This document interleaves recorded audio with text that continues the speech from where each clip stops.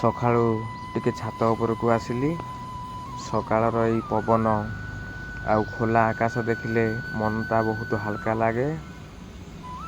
ପ୍ରତିଦିନ କାମ ଭିତରେ ଟିକେ ସମୟ ନିଜ ପାଇଁ ବାହାର କରିବା ନିହାତି ଦରକାର। ଛାତ ଉପରେ ଠିଆ ହୋଇ ଚାରିପଟେ ଦେଖିଲେ ଲାଗେ ସକାଳଟା କେତେ ଶାନ୍ତ। ଆଜିର ଦିନଟା ଭଲରେ କଟୁ, ସମସ୍ତଙ୍କ ଘରେ ଖୁସି ରହୁ, ଏତିକି ଭଗବାନଙ୍କ ପାଖରେ ପ୍ରାର୍ଥନା। ତାହେଲେ ଚାଲନ୍ତୁ ଏବେ ଛାତ ଉପର ତଳକୁ ଯିବା।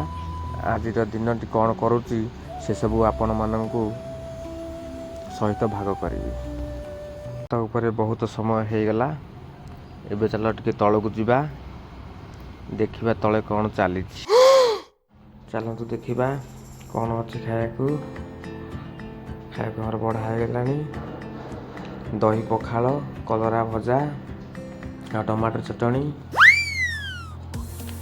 ଏଇ ସ୍ୱାଦ କେଉଁ ହୋଟେଲ ବିରିୟାନୀଠୁ ବି କମ୍ ନୁହଁ।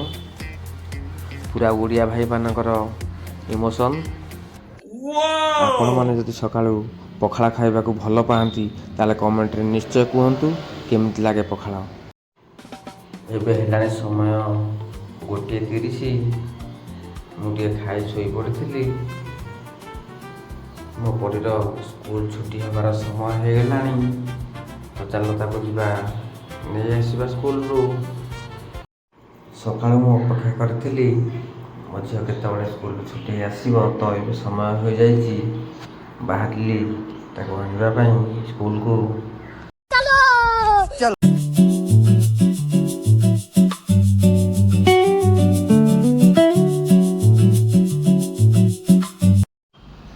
ତ ଫାଇନାଲି ଝିଅକୁ ଆଣି ଘରେ ପହଞ୍ଚିଗଲି। ଯାହା ହଉ ପ୍ରତିଦିନ ଏଇ ଗୋଟିଏ କାମ ମୋତେ ସବୁଠୁ ବେଶୀ ଖୁସି ଦିଏ। ଡ୍ୟୁଟି ଶେଷ, ମ୍ୟାଡ଼ାମଙ୍କୁ ସ୍କୁଲରୁ ଆଣି ଘରେ ଛାଡ଼ିଦେଲେ ମୋ କାମ ସରିଲା। ବ୍ୟାଗର ଓଜନ ତାଙ୍କ ଓଜନ ଠାରୁ ବେଶୀ, ହେଲେ ଚାଲିବେ ପୁରା ମହାରାଣୀ ଭଳିଆ। ଇଏ ହେଉଛନ୍ତି ଆମ ଘରର ବସ୍। ଇଏ ଯାହା କହିବେ ଆମ ଘରର ସେୟା ଚାଲିବ। ମହାରାଣୀ ଏମିତି ଫାଇନାଲି ଘରେ ଆସି ପହଞ୍ଚି ଯାଇଛନ୍ତି। ବ୍ୟାଗ୍ଟା ବହୁତ ଓଜନ ଥିଲା, ସେଥିପାଇଁ ମୁଁ ତା ପାଖରୁ ନେଇ ଆସିଲି। ଏଥର ଚାଲନ୍ତୁ ଘର ଭିତରକୁ। ଝିଅକୁ ଆଣି ଘରେ ପହଞ୍ଚିଲା ପରେ ଏବେ ଟିକେ ଶାନ୍ତିରେ ବସି ଖାଇବା। ଗରମ ଗରମ ଭାତ, ଡାଲି, ଭଜା, ଲେମ୍ବୁ ଲଙ୍କା ଆଉ ଘର ଖାଇବାର ମଜା ହିଁ ଅଲଗା। କେହି ଡିଷ୍ଟର୍ବ କରିବାକୁ ନାହିଁ, ମୁଁ ଆଉ ମୋ ଭାତ ଖାଇବି। ହୋଟେଲରେ ଯେତେ ଯାହା ଖାଇଲେନି ଘର ଖାଇବାର ମଜା ହିଁ ଅଲଗା। ଯେଉଁମାନେ ଘରେ ଖାଉଥିବେ ସେମାନେ ହିଁ ଠିକ୍ ଜାଣିଥିବେ ଘର ଖାଇବା କେମିତି ଲାଗେ।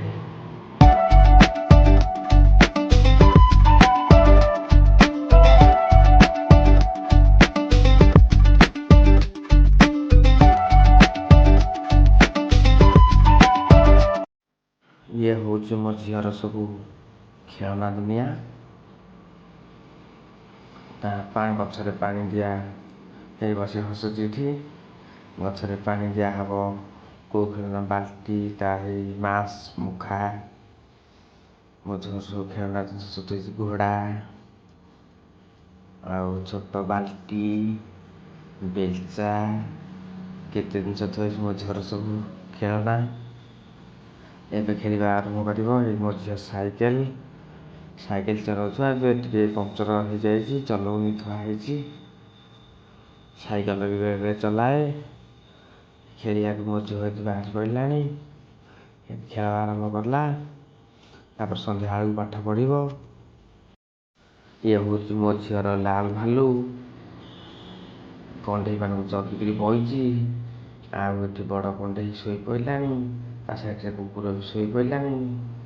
ଏ ଦୁଇ ଜଣଙ୍କୁ ଜଗିଛି ଲାଲ ଭାଲୁ। ମୋ ଝିଅ ତାକୁ ଜଗେଇକିରି ଯାଇଛି ଟ୍ୟୁସନକୁ। ଆସିଲେ ଦେଖିବ କ'ଣ କରୁଛନ୍ତି ସବୁ। ଚାଲନ୍ତୁ ଏବେ ଛାତ ଉପରକୁ ଯିବା। ଛାତ ଉପରେ ଆସି ପହଞ୍ଚିଗଲି। ସନ୍ଧ୍ୟା ତ ହେଇ ଆସିଲାଣି, ଦେଖନ୍ତୁ ଆକାଶ କେତେ ଅନ୍ଧାର ହେଇ ଆସିଲାଣି।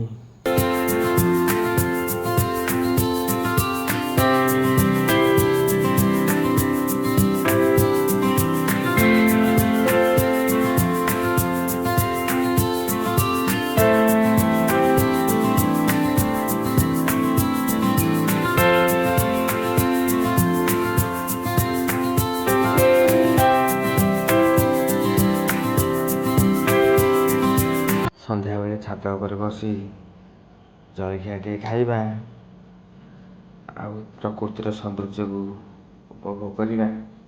ଅନ୍ଧାର ହେଇ ଆସିଲାଣି। ଆଉ ଦେଖିବା କ'ଣ ସବୁ ଗାଡ଼ି ଘୋଡ଼ା ଯାଉଛନ୍ତି, ପକ୍ଷୀମାନେ ସବୁ ବୁଲୁଛନ୍ତି, ନିଜ ଘରକୁ ଫେରି ଯାଉଛନ୍ତି। କେତେ ସବୁ ଜିନିଷ ଦେଖିବା ଛାତ ଉପରେ ବସିକିରି। ଆଉ ଦିନ ସାରା ସବୁ କାମ କ'ଣ ହେଲା କ'ଣ ନାହିଁ, ଆଉ କାଲି କ'ଣ ହେଇପାରିବ, ସେଇ ପୁରୁଣା କଥା ସବୁ ଛାତ ଉପରେ ମନେ ପକାଇବାର ଗୋଟେ ଭଲ ପ୍ରୟାସ। ସନ୍ଧ୍ୟାବେଳ ଟାଇମ୍ରେ ଆଉ ତ କିଛି କାମ ନାହିଁ। ଫାଙ୍କା ଟାଇମ୍ ଟିକେ ମିଳିଲେ ଛାତ ଉପରେ ଆସି ନିରୋଳାରେ ବସି ବହୁତ କଥା ଭାବି ହୁଏ ବା ଏକାନ୍ତରେ ଥିଲାବେଳେ ମନ ଖୁସି ଲାଗେ, ଶାନ୍ତ ଲାଗେ ଆଉ ଥଣ୍ଡା ବି ଲାଗେ। ସନ୍ଧ୍ୟାବେଳେ ଆପଣ ଆସି ବି ଛାତରେ ବସନ୍ତି, କେମିତି ଲାଗେ ଆପଣ ନିହାତି କମେଣ୍ଟ କରି କୁହନ୍ତୁ। ଚାଲନ୍ତୁ ସାଙ୍ଗମାନେ ଟିକେ ଲେମ୍ବୁ ପାଣି କରି ପିଇବା। ଲେମ୍ବୁ ପାଣି ପିଇବାକୁ ଭାରି ଟିକେ ଇଚ୍ଛା ହେଲାଣି। ଚାଲନ୍ତୁ।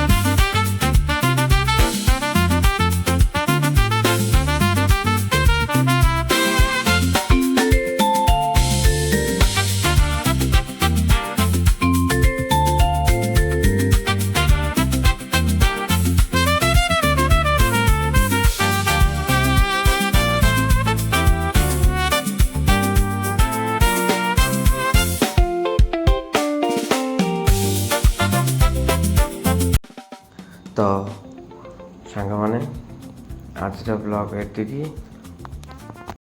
ଭିଡ଼ିଓଟି ଯଦି ଭଲ ଲାଗିଥିବ ଗୋଟେ ଲାଇକ୍ କରିବେ। ଏମିତି ଆମର ନୂଆ ନୂଆ ଭିଡ଼ିଓ ଦେଖିବା ପାଇଁ ଚ୍ୟାନେଲକୁ ସବସ୍କ୍ରାଇବ୍ କରିଦିଅ।